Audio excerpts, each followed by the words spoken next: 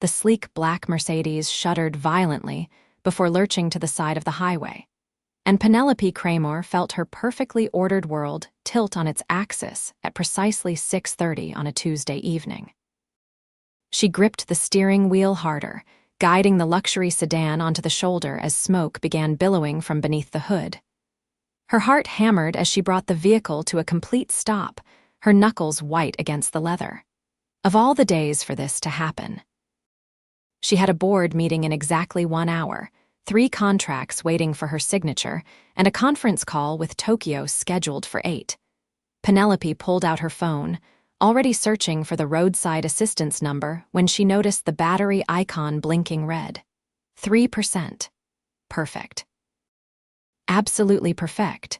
She stepped out of the car, her Laubautin heels clicking against the asphalt as trucks roared past, making her blazer flutter. The August heat hit her like a physical force, and she could already feel sweat beginning to form at her temples, threatening to ruin her carefully applied makeup. A pickup truck slowed down ahead of her, pulling onto the shoulder about 30 feet in front of her disabled Mercedes. Penelope tensed. She was a successful CEO, a woman who had clawed her way to the top of a male-dominated tech industry, but standing alone on a highway shoulder made her acutely aware of her vulnerability. The driver's door opened, and a man stepped out. He was tall, probably over 6 feet, with broad shoulders that filled out his simple gray t-shirt. His jeans were worn but clean, and work boots covered his feet. He had dark hair that looked like it could use a trim, and even from a distance, she could see the concern etched on his face. "You okay?" He called out, approaching slowly with his hands visible, as if he understood her wariness. "My car broke down," Penelope said, stating the obvious. She straightened her spine, lifting her chin. "I was just about to call for assistance." The man stopped a respectful distance away, and she got a better look at him. He had kind eyes, a deep brown that reminded her of melted chocolate, and a slight stubble covering his jaw. There was something genuine about his expression, something that made her relax slightly. "I am a mechanic," he said, his voice warm and steady. "Mind if I take a look? Might be something simple." Penelope hesitated. Every instinct she had honed in boardrooms told her to be cautious, but there was something trustworthy about this stranger. Maybe it was the way he maintained his distance, or the gentle tone of his voice, or the fact that he was not looking at her like most men did when they saw her designer clothes and realized she had money. "All right," she said finally. "Thank you." He walked to the front of her Mercedes and she popped the hood release. Smoke poured out when he lifted it, and he waved it away, peering into the engine compartment. "Xander Anderson," he said, glancing over at her. "That is my name. Figure you should know who is poking around your engine." "Penelope Kramer," she replied, moving closer but staying out of the way. "Blown radiator hose," Xander said after a moment, pointing at something she could not identify in the tangle of metal and rubber. "You have got coolant everywhere. That is what caused all the smoke. Can you fix it?" He scratched his jaw, considering. "I have got some spare parts in my truck. I keep a pretty well-stocked emergency kit. Might have something that will work temporarily, at least enough to get you to a proper mechanic." "You carry spare radiator hoses?" Penelope asked skeptically. Xander shrugged, and she caught a glimpse of a smile. "I have got a kid who depends on me. Cannot afford to be stranded anywhere, so I am always prepared.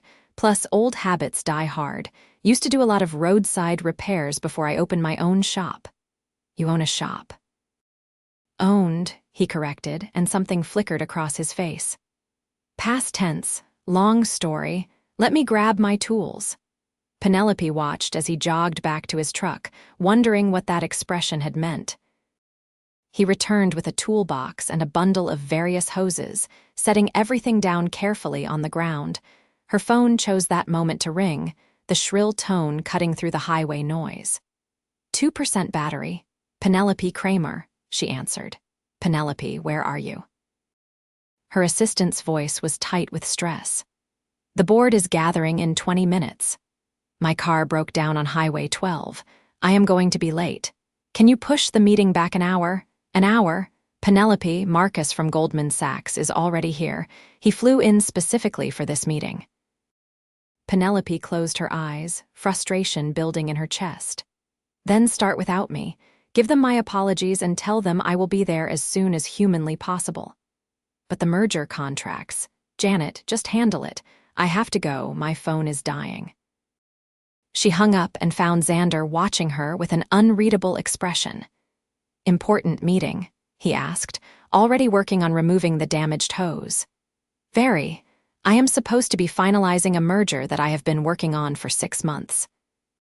CEO life, Xander said, and there was no mockery in his tone, just understanding. My ex-wife used to complain that I worked too much. Funny thing is, she was right, but I was working that hard for her and our daughter. Penelope felt a pang of something uncomfortable in her chest. Guilt, maybe. She worked 80-hour weeks not because she had to, but because she wanted to. Because building her company had been her whole life for the past decade. How old is your daughter? She asked, trying to make conversation as he worked. Emma just turned 5 last month, Xander said, and his whole face transformed when he said his daughter's name. Smart as a whip, that one, already reading at a 2nd grade level. You must be proud. Every single day. He grunted as he pulled the damaged hose free. She is the reason I get up every morning, the reason I keep going even when things get tough. Things are tough, Penelope asked before she could stop herself. Xander was quiet for a moment, fitting a new hose into place. Lost my shop about 8 months ago. Had a partner who cleaned out the business account and disappeared. Left me with all the debt and none of the money. Been doing odd jobs since then, trying to rebuild. That is awful, Penelope said, and she meant it. Did you press charges? Tried. Guy was smart, had covered his tracks pretty well. Lawyer said I did not have enough evidence to make it stick. He tightened a clamp with more force than necessary. So now I am working 3 different jobs, trying to pay off the debts he left behind and save up enough to give Emma the life she deserves. 3 jobs. Morning shift at Garcia's Auto Repair, afternoon delivery driving for a restaurant supply company, and weekend construction work when I can get it. He straightened, wiping his hands on a rag he had pulled from his back pocket. Whatever it takes. Penelope felt something shift inside her as she watched this man, this complete stranger who had stopped to help her, despite clearly having his own struggles. He was not asking for anything, was not complaining about his circumstances, just stating facts while fixing her car. Where is your daughter now? She asked. With my sister. She watches Emma on weeknights while I work. It is not ideal being away from her so much, but I do not have much choice right now. He poured coolant into the radiator from a jug he had brought from his truck. There. That should hold long enough to get you where you need to go, but you will need to get it properly fixed soon, and you should probably check if there was any engine damage from overheating. How much do I owe you? Penelope asked, already reaching for her purse. Xander held up a hand. Nothing. I was just helping someone in need. I cannot accept that, Penelope protested. You used your own parts, your own time, and it made me feel good to help, Xander interrupted gently. Look, I know what it is like to be stuck on the side of the road, and I know what it is like when someone shows up just when you need them. Pay it forward someday, if you want. Penelope stared at him, this kind man with grease under his fingernails and holes in his jeans who had just refused payment he clearly needed. An idea began forming in her mind, crazy and impulsive, and completely unlike her usual careful decision-making process. Do you have a business card? She asked. Xander looked surprised. I do, actually. Old ones from my shop, but my cell number is still good. He pulled out his wallet and extracted a slightly worn card. Anderson's Auto Repair, it read, with a phone number and an address. She tucked it carefully into her purse. Thank you, Xander, she said, meeting his eyes. Really, you saved me tonight. Just glad I could help, he said, gathering his tools. Drive safe, Penelope, and get that properly fixed soon. She watched him walk back to his truck, something warm and unfamiliar stirring in her chest. Then she remembered her meeting and snapped back to reality, sliding into her Mercedes and starting the engine. It rumbled to life, running rough but functional. The drive to her office took 30 minutes, and she spent every second of it thinking about Xander Anderson and the business card burning a hole in her purse. The board meeting was a disaster, but not because she was late. The merger went through smoothly, all the contracts signed, and by 9 that night, Penelope had successfully expanded her company's reach into 3 new markets. It should have been a triumph. Instead, she sat in her penthouse apartment overlooking the city, staring at a business card and thinking about a man with kind eyes and a 5-year-old daughter. She thought about the way he had spoken about Emma, the love so evident in every word. She thought about him working 3 jobs to pay off debt that was not even his fault. She thought about the fact that he had refused payment for helping her, even though he clearly needed every dollar he could get. Penelope picked up her phone and dialed her head of HR. "Rebecca, it is Penelope. Sorry for calling so late, but I need you to do something for me first thing tomorrow morning." "Of course. What do you need?" "I need you to create a job listing for a facilities manager position. Someone to oversee maintenance, repairs, renovations, anything related to the physical building and equipment. We have been contracting that out, but I want to bring it in-house." "That is a great idea," Rebecca said, and Penelope could hear the sound of typing. "What sort of qualifications are you looking for?" "Mechanical expertise, problem-solving skills, someone reliable and honest." "Actually, I might have the perfect candidate. Can you set up an interview for this week?" "Absolutely. Just send me the details." After she hung up, Penelope sat back against her leather couch, wondering if she was making a huge mistake. She did not know this man beyond a 20-minute interaction on a highway. He could be lying about everything. He could be incompetent. He could be, but she did not think so. Something in her gut, the same instinct that had guided her through countless business decisions, told her Xander Anderson was exactly what he seemed. A good man dealt a bad hand who was doing everything he could to take care of his daughter. And if she happened to find him incredibly attractive, with those warm eyes and that gentle smile and those broad shoulders, well, that was completely irrelevant to her professional decision to hire him, completely irrelevant. The next morning, Penelope called the number on the card. "Hello." Xander's voice was rough, like she had woken him. "Xander Anderson, this is Penelope Kramer. We met last night on the highway. Oh, hey, is everything okay with your car?" "The car is fine, thank you. I am calling about something else. How would you like a job?" There was a long pause. "I am sorry, what?" "A job at my company.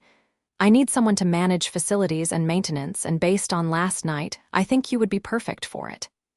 "Penelope, that is really nice of you, but I do not need charity." "This is not charity," she cut him off, her CEO voice emerging. "This is business. I have been meaning to hire someone for this position for months, and you have the exact skill set I need.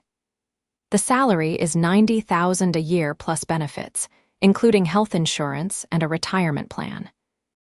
The hours are Monday through Friday, 8 to 5, with occasional emergency calls if something breaks outside business hours. Are you interested?" Another long pause. When Xander spoke again, his voice was thick with emotion. $90,000 plus benefits. And before you ask, yes, that is the market rate for this position. I checked last night.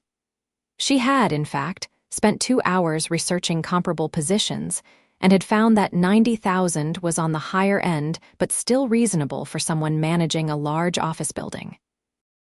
"I do not know what to say," Xander admitted. "That is more than I made at my shop, and I would not have to work 3 jobs anymore. I could actually spend evenings with Emma." "Then say yes," Penelope said softly. "Come in for an interview on Friday, 10 in the morning. Kramer Technologies, downtown. Ask for me at reception." "Okay," Xander said, and she could hear the smile in his voice. "Okay, yes, thank you, Penelope. You have no idea what this means to me." "I think I do," she said. "See you Friday, Xander." She hung up feeling lighter than she had in months, maybe years. When had helping someone last felt this good, Friday morning arrived with rain, the kind of steady downpour that turned the city gray and gloomy. Penelope found herself checking her appearance in the mirror more times than usual, finally settling on a deep blue dress that was professional but not as severe as her usual boardroom armor. At exactly 10, her assistant buzzed her.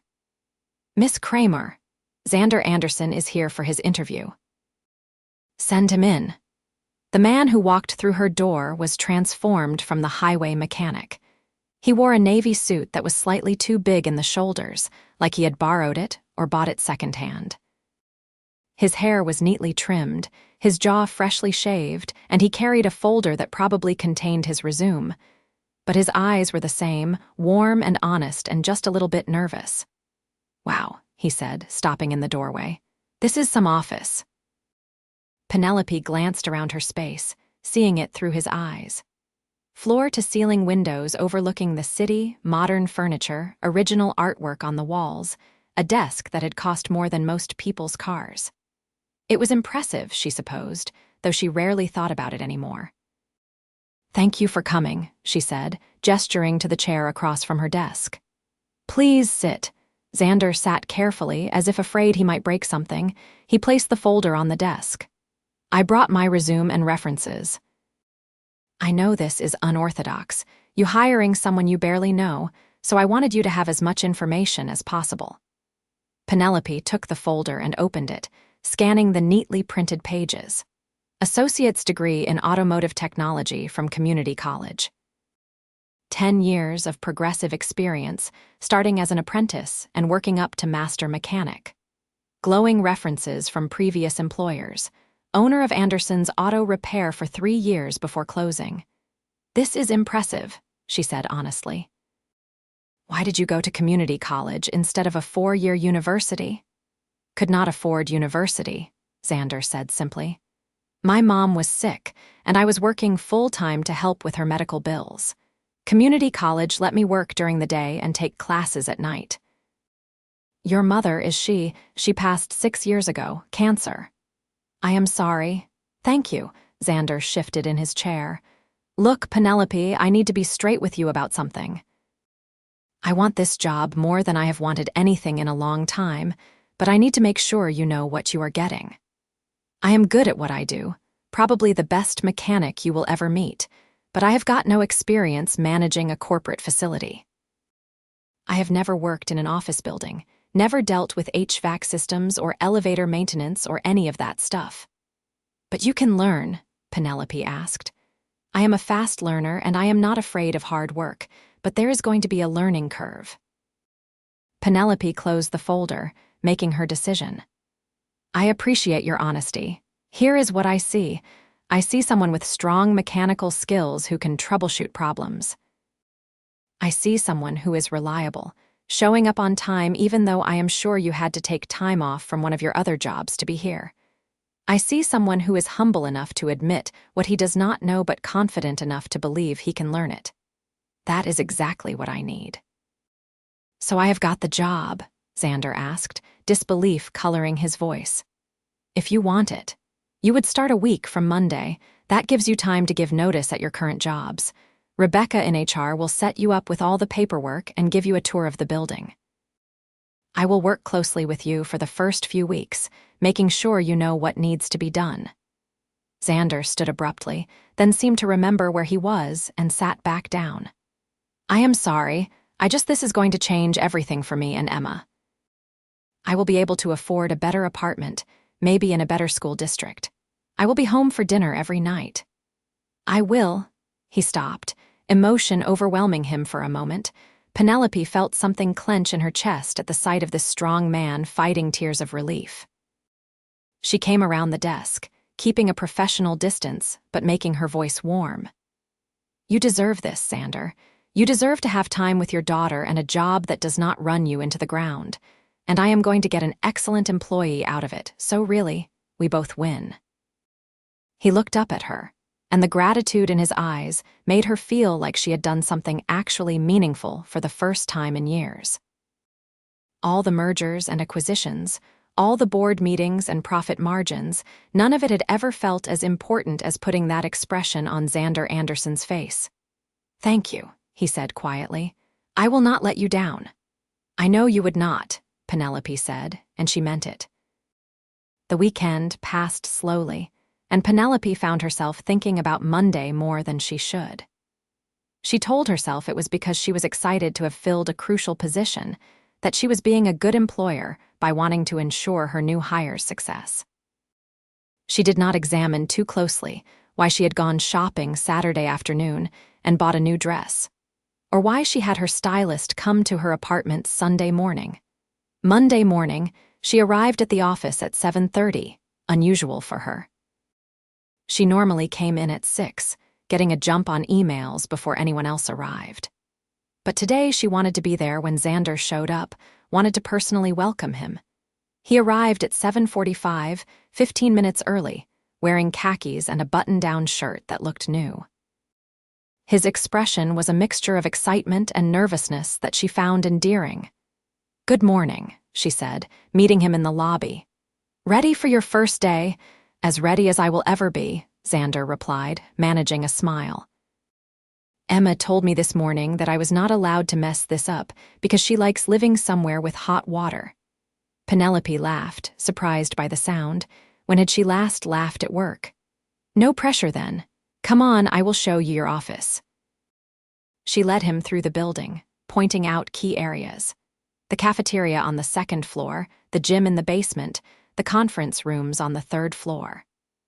His office was on the first floor, near the main mechanical room, smaller than hers but still nice with a window overlooking the street. "This is mine," Xander asked, standing in the doorway. "All yours. Computer is already set up with your login credentials, phone system is connected, and there is a company cell phone in the desk drawer for after-hours emergencies. Your primary contacts are listed in the computer, all the vendors we currently use for various services." Xander walked to the desk, running his hand over the smooth surface like he could not quite believe it was real. Penelope watched him, feeling that warm sensation in her chest again. "Why do not you get settled, and I will come back in an hour to start going over your responsibilities," she suggested. "Sounds good. And Penelope, thank you. Again." "Stop thanking me," she said gently. "You are going to earn every penny of that salary, I promise you that." She left him there, returning to her own office and trying to focus on work. But she found her thoughts drifting to the man one floor below, imagining him in his new office, starting his new life. The first week was intensive. Penelope spent hours with Xander, showing him every system in the building, introducing him to vendors, explaining the budget process. He absorbed information like a sponge, taking meticulous notes, asking intelligent questions, never pretending to know something he did not. She learned things about him during those hours together. He had met his ex-wife, Deanna, in high school, married young at 19, had Emma when they were both 23. The divorce had been difficult but amicable, both of them recognizing they wanted different things. Deanna had remarried last year to an accountant and moved to Ohio, which meant Xander only saw Emma during summers and school breaks now, though they video chatted every night. "I miss her," he admitted one afternoon as they were reviewing the elevator maintenance logs. "Every single day. But Deanna is happy now, and Emma has a good stepfather. I cannot be selfish about that." "It must be hard," Penelope said. "Harder than anything," Xander agreed. "But I am saving up. If I can clear my debt and build up some savings, I want to get a lawyer and see about modifying custody. Not taking Emma away from Deanna, just having her here during the school year maybe. There are great schools in this city, and she would be with me. How much longer until the debt is clear? At this salary, maybe 18 months if I am really careful with money, 2 years to be safe." Penelope made a mental note to look into what bonuses might be appropriate for his position. She learned other things too. He was a morning person, arriving early and stopping by her office with coffee around 8:30 each day. He had a dry sense of humor that surprised her into laughter more than once. He was patient with the building staff, kind to the cleaning crew, respectful to everyone regardless of their position. He had a scar on his left hand from a workshop accident when he was 20, and he was allergic to shellfish but not other seafood. His favorite color was blue. He loved old Western movies, and he played guitar, though he said he was terrible at it. And Penelope, despite every professional instinct screaming at her to maintain distance, found herself falling for him. It was not anything dramatic or sudden. It was in the small moments. The way he listened when she talked, really listened like what she said mattered beyond business. The way he held doors, not just for her, but for everyone. The way his whole face lit up when his daughter called. The way he looked at her sometimes, like she was not just his boss, but someone he wanted to know better. 3 weeks into his employment, Penelope stayed late working on a proposal for a potential client. She was so absorbed in the work that she did not notice the time until her stomach growled, and she glanced at the clock. 9:30. The building was empty except for the overnight security guard. Or so she thought until there was a knock on her door. "Still here?" Xander asked, leaning against the doorframe. "I could ask you the same thing," Penelope said, pulling off her reading glasses and rubbing her eyes. "Had an issue with the cooling system in the server room. Took longer to fix than I expected." He was in jeans and a t-shirt, his work uniform for anything that involved crawling around in mechanical spaces. There was grease on his forearm, and his hair was mussed. He looked incredible. "Have you eaten?" "I had a salad for lunch." "That was not what I asked," Penelope smiled. "No, I have not eaten dinner." "There is a great taco truck that parks 2 blocks away, best fish tacos in the city. Come with me." She should say no. He was her employee, and there were rules about fraternizing, and she did not date anyway because relationships were complicated and messy and got in the way of business. "I would love to," she said instead, surprising herself. They walked to the taco truck together, the summer night warm and humid around them. Xander ordered in Spanish, making the vendor laugh, and they sat on a nearby bench eating tacos that were, indeed, the best Penelope had ever tasted. "How did you learn Spanish?" she asked between bites. "Picked it up working in various shops. Most of the best mechanics I know are Hispanic, and it seemed respectful to learn their language rather than expecting them to always speak mine." "That is thoughtful," Xander shrugged. "My mom used to say that respect was not about grand gestures, but about small, consistent choices to see people as they are. She was a smart lady. She raised a good son." He glanced at her, something warm in his expression that made her heart skip. "She tried her best." "I wish she had gotten to meet Emma. She would have loved being a grandmother." "Tell me about Emma," Penelope said, wanting to keep him talking, loving the way his voice softened when he spoke about his daughter. "She is amazing," Xander said, his face transforming. "Curious about everything, always asking questions. She wants to be a veterinarian right now, which means I have to listen to detailed descriptions of animal anatomy at breakfast. Last week she explained to me how a cow's digestive system works for 20 minutes straight." Penelope laughed. "Sounds delightful." "It really is," Xander said seriously. "She is coming to visit in 2 weeks, staying for a month before school starts. I cannot wait." "Where is she going to sleep in your apartment?" Something flickered across his face. "I have got a 1-bedroom right now." "She will take the bed, and I will sleep on the couch. It is not ideal, but it works." Penelope felt a surge of affection for this man who gave his daughter his only bed without a second thought. "Well, you will have to bring her by the office sometime. I would love to meet her." "Really?" Xander looked surprised. "You do not have to say that just to be polite." "I am not," Penelope said honestly. "Anyone who can explain cow digestion for 20 minutes sounds like someone I need to meet." Xander's smile could have lit up the entire city. They finished their tacos in comfortable silence, and Penelope realized with a start that she could not remember the last time she had felt this relaxed. This content, just being with another person. "I should probably let you get back to your proposal," Xander said eventually, standing and offering her his hand to help her up. His hand was calloused from years of work, warm and strong, and when their fingers touched, Penelope felt electricity shoot up her arm. From his sharp intake of breath, he felt it too. They walked back to the office, building slowly, neither quite ready to end the evening. At the entrance, Xander paused. "Thank you for tonight," he said softly. "I know you are my boss, and this probably was not the most professional thing, but I really enjoyed it." "Me too," Penelope admitted. "More than I probably should." "That sounds like trouble," Xander said, but he was smiling. "Probably," she agreed. They stood there for a long moment, something unspoken hanging between them. Then Xander took a step back, breaking the spell. "Good night, Penelope." "Good night, Xander." She watched him walk to his truck, old and battered but obviously well-maintained, and did not go back inside until his taillights disappeared around the corner. Over the next 2 weeks, Penelope found herself looking for excuses to see Xander. She needed to review the facility's budget. She wanted his opinion on which vendor to use for window cleaning.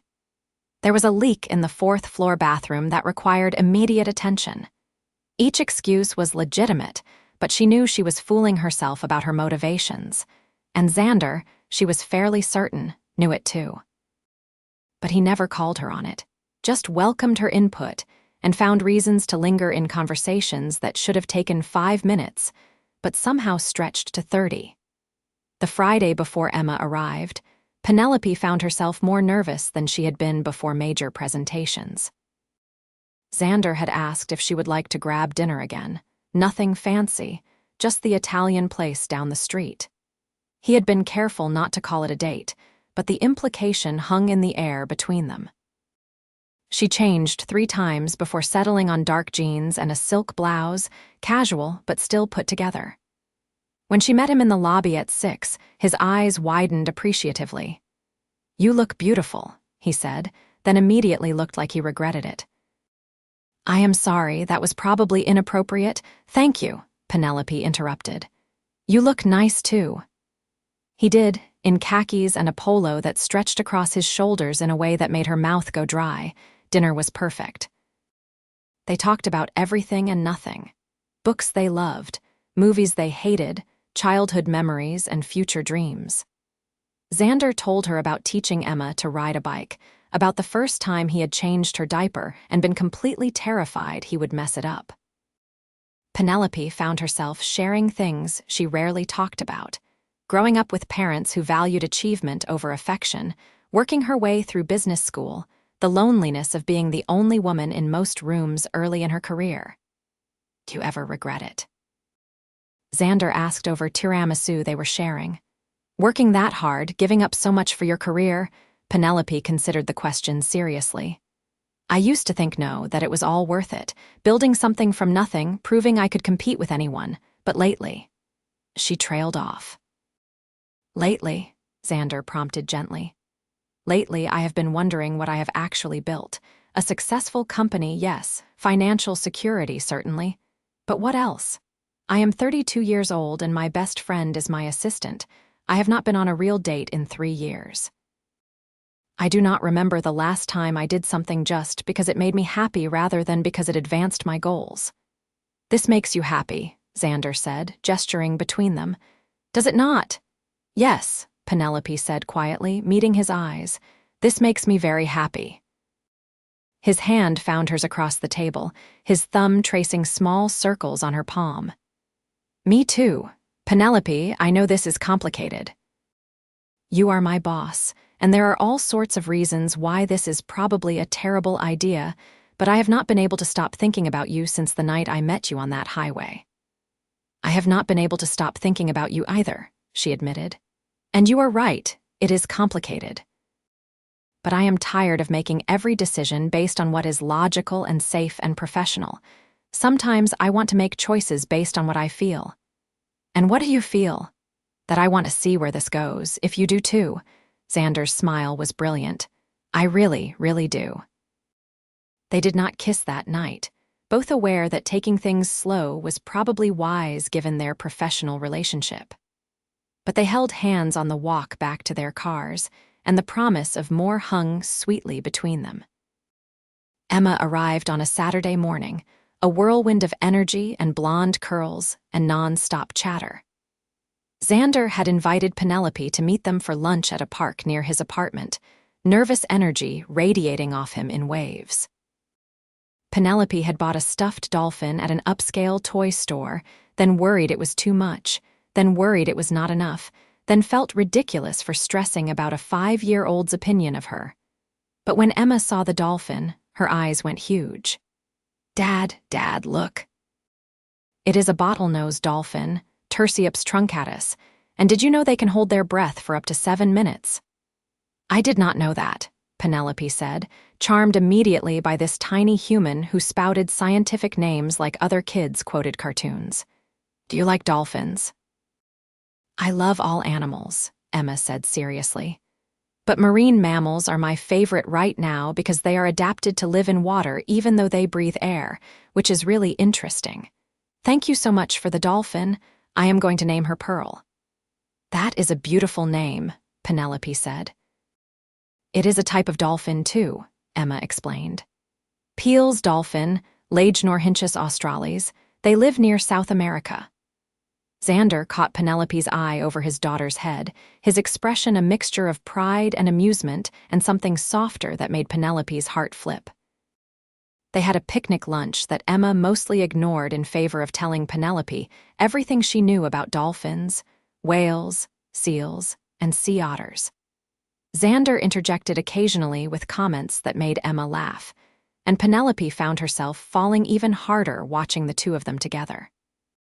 This was what family looked like, she realized. Not formal dinners with her parents where conversation revolved around business and achievement, but this easy warmth, this obvious love, this sense of belonging. Do you have kids? Emma asked suddenly, turning her sharp gaze on Penelope. No, I do not. Do you want them? Emma, Xander said warningly, remember what we talked about, some questions are private. It is okay, Penelope said. I never really thought about it before. I was always so focused on work. But yes, I think maybe I would like kids someday. Emma considered this seriously. You would be a good mom. You are smart and you listen when people talk and you bought me Pearl even though you did not have to. Those are good mom qualities. Penelope felt tears prick her eyes unexpectedly. Thank you, Emma. That is one of the nicest things anyone has ever said to me. You are welcome, Emma said matter-of-factly, then returned to her passionate explanation of how dolphins use echolocation. After lunch, they walked around the park, Emma running ahead to examine interesting rocks and leaves. Xander's hand brushed against Penelope's, and she laced their fingers together, feeling bold.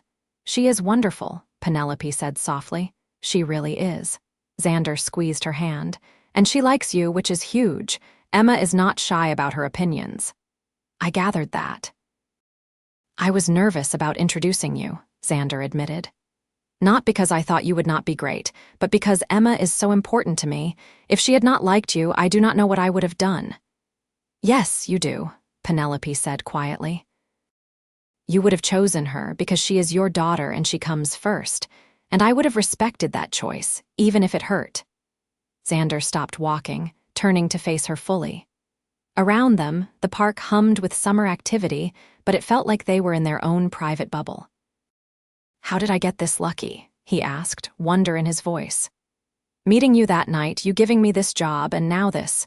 You.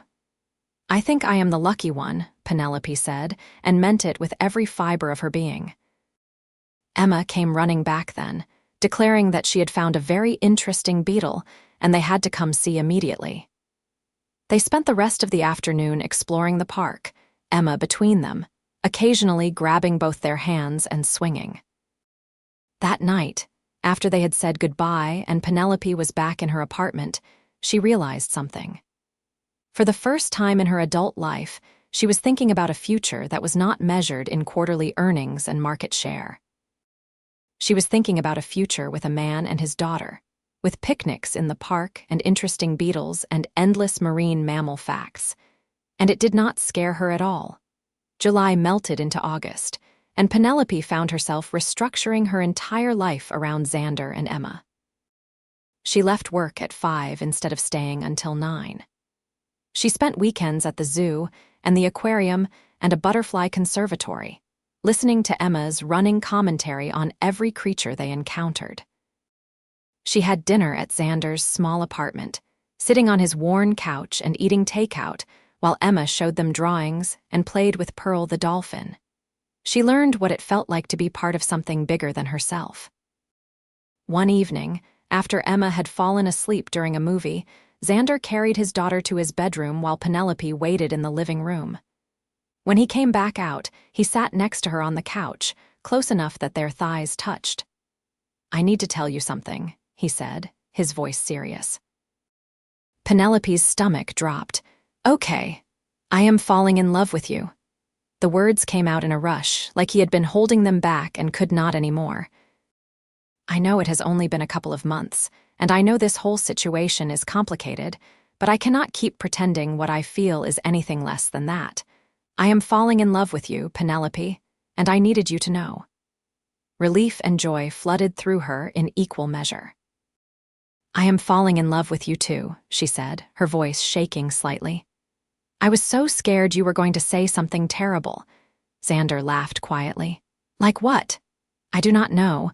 That you were moving away, or you realized this was a mistake, or I have never done this before, Xander."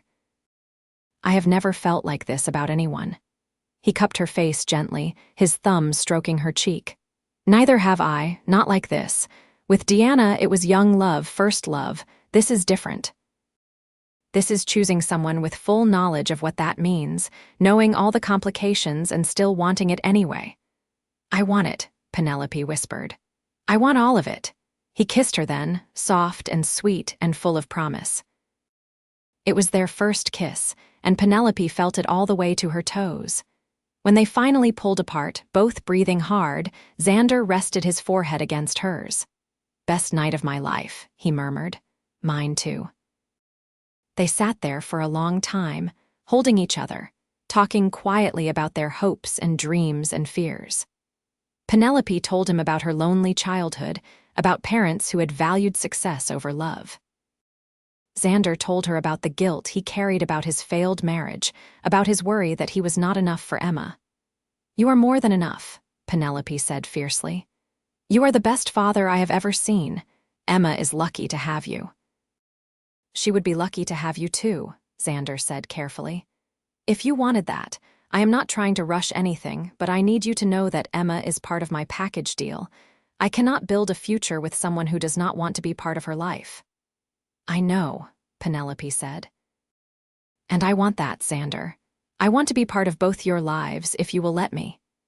His kiss that time was deeper, more passionate, full of all the emotions they had been holding back. When Penelope finally left his apartment near midnight, her lips were swollen and her heart was fuller than she had known it could be. Emma went back to Ohio a week later, tearful and clutching Pearl, making Penelope promise to video chat with her at least once a week. Penelope agreed readily, already missing the little girl's enthusiastic commentary on everything. With Emma gone, Penelope and Xander's relationship shifted. They could be more open at work, though they kept it professional during business hours. They had dinner together most nights, sometimes at restaurants but more often at one of their apartments, cooking together and talking for hours. Penelope learned what it meant to have a real partner. Xander never tried to manage her or tell her what to do, but he listened when she vented about work stress and offered thoughtful perspectives. He reminded her to eat when she got too caught up in projects. He knew when she needed space and when she needed closeness. And the physical side of their relationship was revelatory. Penelope had had relationships before, but nothing prepared her for what it felt like to be with someone who saw all of her and loved what he saw. Xander was attentive and passionate, making her feel cherished in a way she had never experienced. 3 months into their relationship, Penelope's parents announced they were coming to visit. She had not seen them in over a year, communication mostly limited to birthday phone calls and obligatory holiday emails. The news filled her with dread. They are going to hate you, she told Xander over dinner at his apartment. Not because of anything you have done wrong, but because you are not a CEO or an investment banker or whatever else they think is appropriate for their daughter. I am a mechanic with a high school education and a failed business in my past, Xander said calmly, not denying her assessment. I have got a 5-year-old daughter and debt I am still paying off. By their standards, I am probably not good enough for you. That is not true, Penelope said hotly. You are, hey. Xander reached across the table, taking her hand. I know what I am worth, and I know what we have together. Your parents' opinion, while important to you, does not change how I feel or what I know to be true. But I also understand that they are your parents, and you probably care what they think. I wish I did not, Penelope admitted. I am 32 years old, and I have built a multi-million-dollar company, but the thought of introducing you to my parents makes me feel like I am 16 again, trying desperately to earn their approval. Then let us change the narrative, Xander suggested. You are not asking for their approval. You are informing them that you have found someone who makes you happy, and they can either celebrate that with you or not. That easy, huh? Probably not easy at all, Xander said honestly, but necessary. Penelope's parents arrived on a Friday evening, and she took them to dinner at an upscale restaurant downtown. Her father, Richard, was tall and imposing in his expensive suit. Her mother, Patricia, was elegant and cold, her smile never quite reaching her eyes. So, Richard said after they had ordered, getting straight to business as always. Your assistant mentioned you have been leaving work early recently. Is everything all right with the company? Everything is fine with the company, Penelope said, already exhausted by the conversation. I have just been making an effort to have more work-life balance. Patricia raised a perfectly sculpted eyebrow. That is not like you. Is this about that man Janet mentioned, the maintenance worker you have been seeing? Penelope felt anger flash through her. His name is Xander, and he is the facilities manager, and yes, I have been seeing him.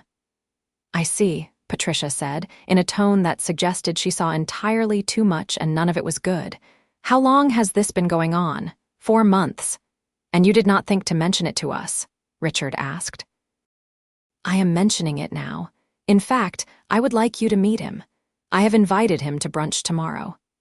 Her parents exchanged a look that Penelope could not quite decipher. Patricia dabbed at her mouth with her napkin, a delaying tactic Penelope recognized from childhood. Darling, Patricia said finally, her voice dripping with false sweetness. We just want what is best for you, and frankly, a man who works maintenance, facilities management, Penelope corrected sharply. Does not seem like an appropriate match for someone of your stature. What do you really have in common with someone like that? Someone like what, Mother? Someone kind. Someone who cares about people more than profit margins. Someone who has faced real hardship and come through it with his integrity intact. Someone below your station, Richard said bluntly. Penelope, we did not raise you and pay for your education so you could throw your life away on some mechanic. He is not just some mechanic, Penelope said, her voice cold. He is an intelligent, hardworking man who is an excellent father and who treats me better than anyone I have ever dated. And if you cannot respect that, then maybe you should leave. The dinner concluded in tense silence, and Penelope went home feeling wrung out and angry. She called Xander, needing to hear his voice. That bad? He asked after she had vented for 10 minutes. Worse. They are terrible, Xander. I am so sorry in advance for tomorrow. Do not apologize for them, Xander said firmly, and do not worry about me. I can handle some disapproval from people who do not know me. I love you, Penelope said suddenly, fiercely. I do not think I have told you that enough, but I love you so much. I love you too, Xander replied, warmth flooding his voice. And tomorrow is going to be fine. We have got this.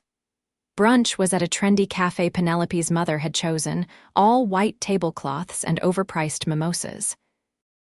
Xander arrived exactly on time, looking handsome in khakis and a button-down, his hair neatly combed. Penelope stood to greet him with a kiss, establishing immediately whose side she was on. "Mom, Dad, this is Xander Anderson. Xander, these are my parents, Richard and Patricia Kramer." "It is nice to meet you both," Xander said, extending his hand. Richard shook it briefly, Patricia barely touched it. They sat, and Penelope watched her parents take in every detail of the man she loved. His calloused hands, his off-the-rack clothes, the fact that he did not seem intimidated by their obvious wealth. "So," Richard said after they had ordered, "Penelope tells us you work for her company." "I do," Xander confirmed. "I manage all the facilities and maintenance." "And before that, what was your career path?" "Here we go," Penelope thought. "I was a mechanic," Xander said evenly. "Worked my way up to master technician, then opened my own shop. That closed about a year ago due to some bad business decisions by a partner. Now I am rebuilding." "I see." Patricia sipped her mimosa. "And you have a child?" "A daughter, Emma. She is 5.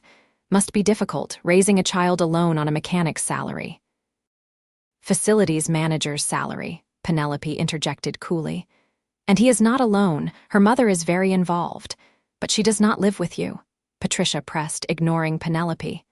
"No," Xander said. "She lives with her mother and stepfather in Ohio. I see her during summers and some holidays." "That must be hard," Patricia said, but there was no sympathy in her voice, just judgment. "It is the hardest thing I have ever experienced," Xander said quietly. "But I am working on getting custody modified so Emma can live with me during the school year. There are excellent schools here, and I want to be more involved in her daily life." "That will be expensive," Richard observed. "Legal fees, larger apartment, childcare. Can you afford that?" "Dad, that is incredibly rude," Penelope said, but Xander put a hand on her arm. "It is a fair question," he said. "And yes, I can afford it. I have been saving aggressively, and between my salary and careful budgeting, I will have enough within the next year." "What about college?" Patricia asked. "Have you started a fund for your daughter's education?" "Not yet," Xander admitted. "Clearing the debt from my business has been the priority, but once that is done, college savings is next on the list." "So you expect Penelope to help with that," Patricia said, and it was not a question. "Mother," Penelope was on her feet before she realized it. "That is completely inappropriate." "I actually expect to handle it myself," Xander said calmly, though Penelope could see tension in his jaw. "I have never asked Penelope for money, and I never will. I am not with your daughter because of her wealth. I am with her because she is brilliant and compassionate and makes me want to be a better man." "How convenient that she also happens to be a millionaire," Richard said dryly. That was it. Penelope threw her napkin on the table. "We are leaving. Xander, let us go." "Penelope, sit down," Patricia said sharply. "We are not finished." "Yes, we are.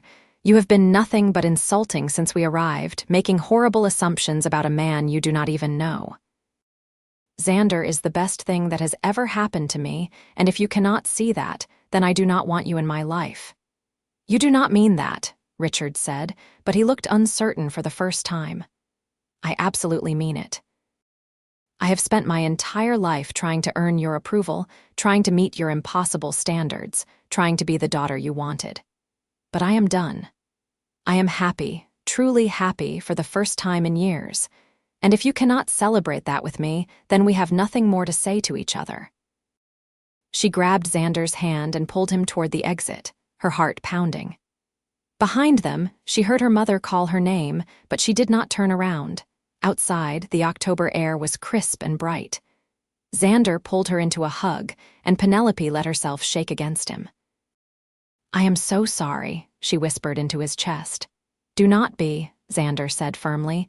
"You were amazing in there, standing up for us for what we have. That took real courage.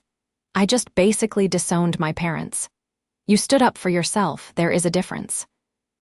He pulled back, looking at her seriously.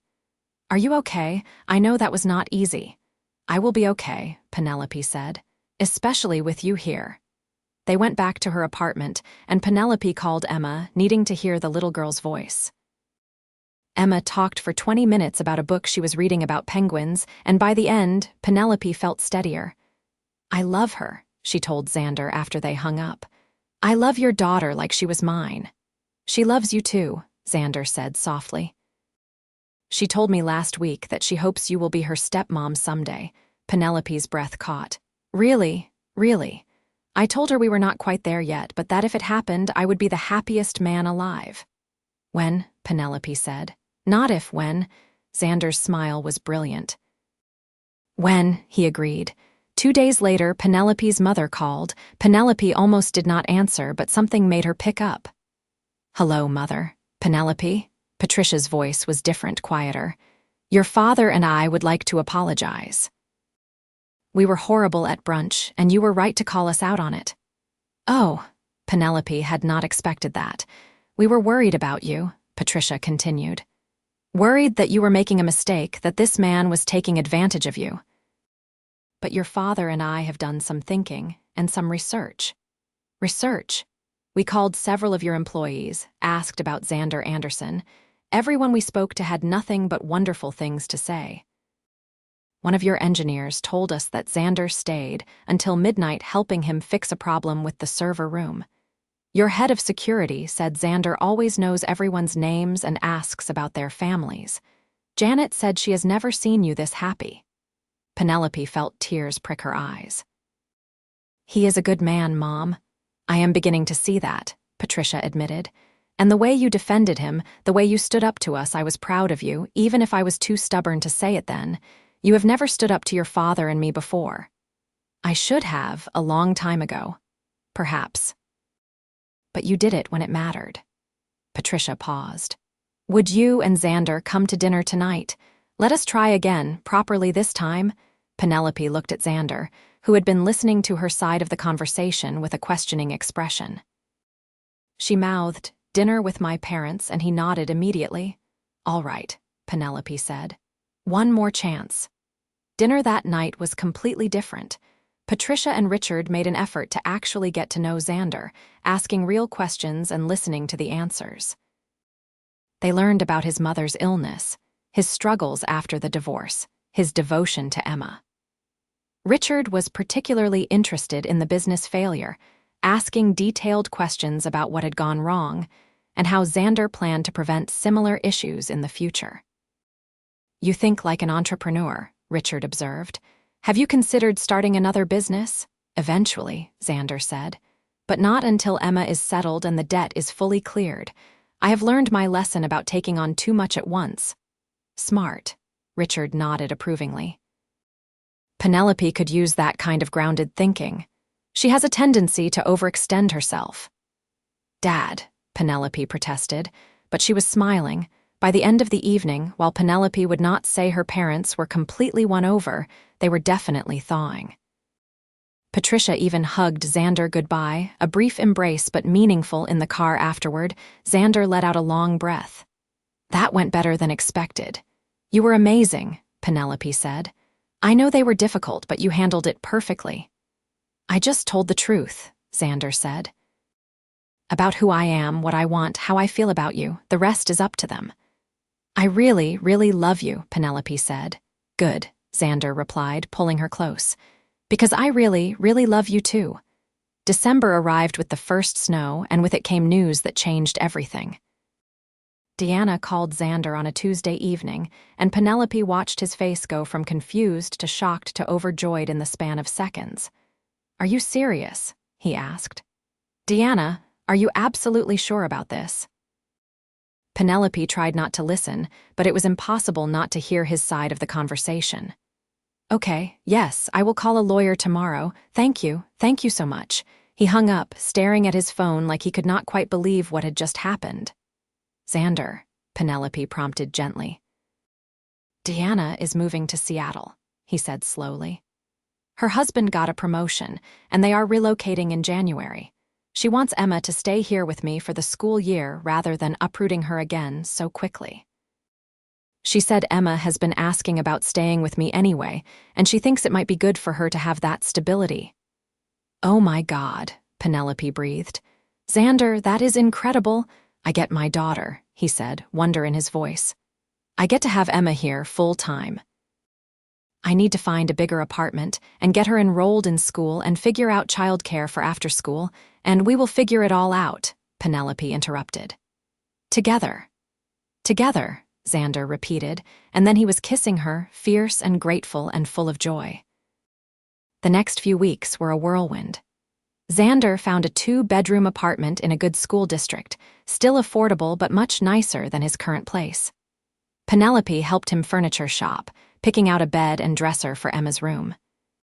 They painted the walls pale purple at Emma's request, hung up posters of marine animals, and set up a small bookshelf that they filled with books about science and nature.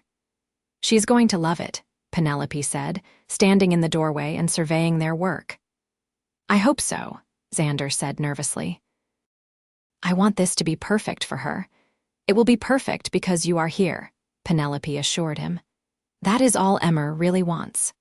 Emma arrived 2 days after Christmas, stepping off the plane with Pearl the dolphin clutched in her arms and excitement radiating from every pore. She launched herself at Xander, who caught her and spun her around, both of them laughing. "I missed you so much, Dad. I missed you too, baby girl, so much." Emma spotted Penelope and grinned. "Penny, you are here." Penelope had protested the nickname at first, but Emma had been insistent, and now Penelope secretly loved it. "Of course I am here. I could not miss welcoming you home." "This is home now," Emma said, testing out the words. "I am going to live here with Dad." "That is right," Xander said, setting her down. "Ready to see your new room?" The apartment tour was a success, Emma declaring everything perfect. She was especially excited about her new school, which had a science program that included a unit on marine biology in the spring. That first night, after Emma was tucked into bed in her new room, Xander and Penelope sat on his couch, exhausted but happy. "This is real," Xander said quietly. "She is really here." "She is really here," Penelope confirmed, leaning against him. "I want to ask you something," Xander said, and there was nervousness in his voice that made Penelope sit up. "Okay, move in with us." The words came out in a rush. "I know it is fast, and I know it is a big step, but Penelope, you are already part of our lives. Emma loves you, I love you. We want you here, officially." Penelope's heart raced. She thought about her pristine penthouse apartment, all clean lines and expensive furniture and utterly empty of warmth. She thought about this cozy 2-bedroom with its purple walls and marine animal posters and love in every corner. "Yes," she said. "Absolutely yes." The kiss that followed was interrupted by a small voice from the hallway. "Are you guys kissing? That is gross." They broke apart to find Emma standing in her pajamas, Pearl tucked under one arm. "You are supposed to be asleep," Xander said, but he was smiling. "I could not sleep, too excited." Emma climbed onto the couch between them. "What were you talking about? How would you feel if Penny moved in with us?" Xander asked carefully. Emma's face lit up like Christmas morning. "Really, Penny would live here all the time." "If that is okay with you," Penelope said. "That is more than okay. That is amazing." Emma threw her arms around Penelope's neck. "Now you can be here for breakfast and dinner and bedtime stories and everything." Over Emma's head, Penelope met Xander's eyes, and the love she saw there took her breath away. "Everything," she agreed softly. "I will be here for everything." Penelope moved in over the next 2 weeks, bringing only the things that mattered and selling most of her expensive furniture. She donated her designer wardrobe to charity, keeping only the pieces she actually loved rather than the ones that projected power and success. She was learning that home was not about expensive things, but about the people you shared space with. Emma started school in January, and Penelope found herself attending parent-teacher conferences and school assemblies, sitting next to Xander and feeling more whole than she ever had. The teacher called them Emma's parents, and neither of them corrected her. Work became something Penelope did rather than something she was. She promoted Rebecca to COO, trusting her to handle day-to-day operations, and started delegating more. She still cared about her company, but it was no longer the only thing she cared about. Life settled into a beautiful routine. breakfast together every morning, Emma chattering about school projects and interesting facts, Xander dropping Emma at school, then heading to work, Penelope at the office, but always home by 6, dinner as a family, then homework, help and bath time and bedtime stories. Evenings curled up with Xander on the couch, talking or watching movies or just being together. On Valentine's Day, Xander made dinner while Penelope helped Emma with a project about ocean ecosystems. After Emma went to bed, Xander led Penelope to the couch, looking nervous in a way that made her heart pound. "I have something for you," he said, pulling a small box from his pocket. Penelope's breath caught. "Xander, let me say this first," he interrupted gently. "Almost a year ago, I met a woman on a highway who needed help. I fixed her car and thought that was the end of it, but she saw something in me that I had stopped seeing in myself. She gave me a chance when she did not have to, and then she gave me so much more. She gave me love and partnership and a family. She loves my daughter like Emma is hers. She makes every single day better just by existing, and I do not want to spend another day without knowing she will be by my side forever." He opened the box, revealing a simple but beautiful ring, a single diamond on a platinum band. "Penelope Kramer, will you marry me?" Tears streamed down Penelope's face as she nodded frantically. "Yes, yes, 1,000 times yes." Xander slid the ring onto her finger and it fit perfectly, like everything about them together. He kissed her then, deep and passionate and full of promise. From the hallway came an excited squeal. They broke apart to find Emma jumping up and down. "You are going to get married." "I am going to be a flower girl. This is the best day ever. You are supposed to be asleep," Xander said, laughing. "How could I sleep when I knew Dad was going to propose? He told me yesterday and asked if I was okay with it, and I said yes, obviously, because Penny is already basically my mom anyway, and now it will be official." Penelope held out her arms and Emma ran into them, Xander wrapping around both of them. They stayed like that for a long time, the three of them holding each other, a family in every way that mattered. The wedding was in June, small and intimate with only close friends and family. Emma was indeed the flower girl, taking her job so seriously that she practiced walking down the aisle every day for a week beforehand. Penelope's parents attended, Richard walking her down the aisle with tears in his eyes, Patricia admitting afterward that she had never seen Penelope look so happy.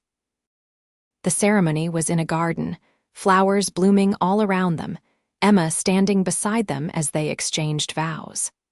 Penelope promised to love Xander and Emma, to be a partner and a mother and a friend. Xander promised to love and cherish Penelope, to stand beside her through everything life brought. And Emma promised, in addition she insisted on, to love them both forever and ever. There was not a dry eye in the audience. The reception was joyful, full of laughter and dancing and love. Penelope danced with her new husband, with her stepdaughter, with her father who whispered that he was proud of her. Xander was pulled aside by Rebecca, who told him that Penelope had been half a person before meeting him and was now finally whole. That night, after Emma was asleep at Penelope's parents' house for a special grandmother-granddaughter sleepover, Xander and Penelope finally had time alone. They made love slowly, tenderly, no longer just boyfriend and girlfriend but husband and wife, partners for life. "I cannot believe this is real," Penelope whispered afterward, lying in Xander's arms. "Best believe it," Xander murmured against her hair, "because I am never letting you go." "Good," Penelope said, "because I am never leaving." 2 years into their marriage, on a sunny September afternoon, Penelope called Xander at work with news that changed their lives again. "I am pregnant," she said, her voice shaking with emotion. There was silence on the other end, then Xander's choked voice. "Really? Really?" "About 8 weeks along. I saw the doctor this morning." "I love you," Xander said. "I love you so much. I am coming home." "You do not have to. I am coming home," he repeated. "I need to hold my wife." He arrived 20 minutes later, pulling her into his arms and just holding her. They were both crying, overwhelmed by joy and gratitude and hope. Emma's reaction to becoming a big sister was exactly what they expected. Pure, unbridled excitement followed by a million questions about pregnancy and fetal development. She checked out every book the library had on babies and proceeded to give Penelope detailed daily updates on what was happening with the baby's development. "Your baby is the size of a blueberry this week," she would announce at breakfast. "Its heart is beating and it is growing tiny arms and legs." Penelope had never thought she could love Emma more, but watching the little girl's excitement about her new sibling proved her wrong. The pregnancy was healthy and uneventful. Penelope worked until her 7th month, then took maternity leave, spending her days preparing the nursery and nesting with a ferocity that made Xander laugh. Emma helped paint the nursery a soft yellow, declaring that it was perfect for either a brother or sister. In April, on a rainy Tuesday morning, Penelope went into labor. Xander called Patricia to come get Emma, then drove Penelope to the hospital with a calmness he definitely did not feel. Labor was long and hard, but Xander never left her side, holding her hand and telling her how strong she was, how brave, how much he loved her. And finally, after 16 hours, they heard their baby's first cry. "It is a boy," the doctor announced, placing the tiny, screaming infant on Penelope's chest. Penelope looked down at her son, his face red and scrunched up, and felt her heart explode with love. Xander was crying openly, one hand on her shoulder and one gentle on their baby's back. "Hello, little one," Penelope whispered. "We have been waiting for you." They named him Maxwell, Max for short, and Emma declared him perfect when she met him later that day. She held him carefully, her 7-year-old face serious and full of wonder. "Hi, Max," she said softly. "I am your big sister, Emma, and I am going to teach you everything. About animals and science and how to read and everything. We are going to have so much fun." Max slept through this speech, tiny and perfect, and theirs. Going home with a newborn was harder than Penelope had anticipated. She was exhausted and overwhelmed, her body recovering from birth while a tiny human demanded constant attention. But Xander was there for all of it, changing diapers and doing night feedings with pumped milk, and taking Max for walks so Penelope could nap. And Emma was an incredible big sister, always gentle with Max, singing to him when he fussed, running to get diapers before Penelope could ask. Patricia came over several times a week to help, and Penelope found herself building a real relationship with her mother for the first time in her life. The fog of new parenthood gradually lifted, and Penelope found her footing. 3 months after Max was born, she returned to work part-time, secure in the knowledge that Xander was home with their son. He had left his position at Kramer Technologies when Penelope was 7 months pregnant, using his savings to finally open a new auto shop. This one was smaller, just him and one employee, but it was doing well, and the flexible schedule meant he could be home with Max. Life was not perfect. Money was sometimes tight with Xander's business still growing. Max had colic and cried for hours some nights. Emma struggled with jealousy occasionally, needing reassurance that she was still loved and important. Penelope and Xander fought sometimes, tired and stressed and figuring out how to balance everything, but it was real and full and theirs. One evening, when Max was 6 months old, Penelope stood in the doorway of the living room watching her family. Emma was on the floor, stacking blocks while Max watched from his play mat, gurgling happily. Xander was on the couch, reading the news on his tablet. It was completely ordinary, nothing special happening, just an evening at home, and it was perfect. Xander looked up and caught her watching, his face breaking into that smile that still made her heart skip. "What are you thinking about?" "About how happy I am," Penelope said honestly, coming to sit beside him. "About how I almost missed all of this because I thought success meant corner offices and profit margins." "You can have both," Xander pointed out. "You have built an incredible company." "But this is what matters," Penelope said, gesturing to their home, their children. "You, Emma, Max." This is what makes everything else worthwhile. Emma looked up from her blocks. Penny, will you help me build a tower? Of course, sweetheart. Penelope slid off the couch and onto the floor, Emma immediately snuggling into her side. Max reached for her, and she scooped him up, holding her baby while her stepdaughter chattered about her tower construction plans. Xander joined them on the floor, and they sat there together, building block towers and making Max laugh and just being a family. Later, after both children were in bed, Penelope and Xander stood in Max's nursery watching their son sleep. He was on his back, tiny arms thrown over his head, completely peaceful. Do you ever think about that night on the highway? Penelope asked softly. All the time, Xander admitted. I think about how easy it would have been for me to just drive past, assume someone else would stop. I think about all the tiny choices that led to that moment and how different our lives would be if any of them had changed. I am so glad you stopped. Me too. Xander pulled her close, and they swayed slightly, dancing to music only they could hear. You know what I think? I think we were always going to find each other somehow. Maybe not on a highway, maybe not that exact night, but somehow. Some people are just meant to be together. You think we are soulmates? Penelope asked, a smile in her voice. I think you are my soulmate, my best friend, my partner, and the love of my life. I think Emma is the luckiest girl in the world to have you as a mom. I think Max is going to grow up knowing what real love looks like because he has us as parents. And I think, broken down car and all, meeting you was the best thing that ever happened to me.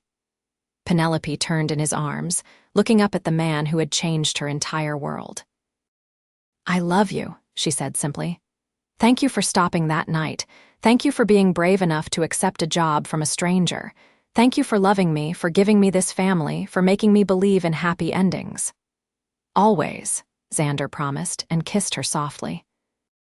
For the rest of my life, always. They stood there in the nursery, holding each other and watching their son sleep, and Penelope thought about the journey that had brought them here. From a broken-down Mercedes on a highway to this moment, from strangers to lovers to spouses to parents. And as Max stirred in his sleep, and Emma called out from her room needing water, and Xander went to take care of their daughter while Penelope picked up their son, she knew without a doubt that this was exactly where she was meant to be. This messy, beautiful, imperfect life was worth more than all the corner offices and profit margins in the world. Years from now, she would tell Max about the night she met his father, about the broken car and the kind man who stopped to help, about taking a chance on someone, about building something real out of an improbable beginning. She would tell him that love was not always logical or safe or predictable, but it was always worth it, and she would mean every word. Because Penelope Kramer Anderson had learned something important on a highway one summer evening. Sometimes the best things in life come from the moments when everything falls apart. Sometimes breaking down is actually the first step toward building something better. Sometimes a stranger with kind eyes and a generous heart can show you what you have been missing all along. Sometimes love finds you in the most unexpected places, and when it does, you hold on with both hands and never let go. And that is exactly what she did. The end.